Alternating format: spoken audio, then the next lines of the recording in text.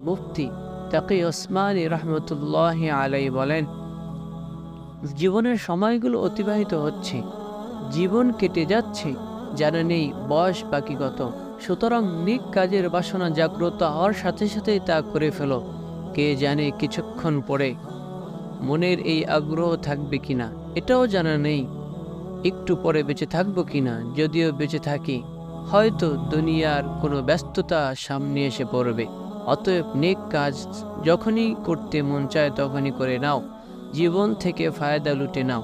তাই জীবন নামক আল্লাহর অনুগ্রহে দেওয়া বাগানে বিচরণকালে আমল নামার বিশেষ ঝুড়িতে যখনই সুযোগ পাওয়া যায় তখনই নেকি নামক ফল দিয়ে প্রথম থেকেই ভরা শুরু করে দাও।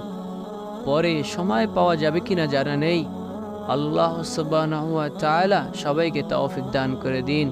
আমিন।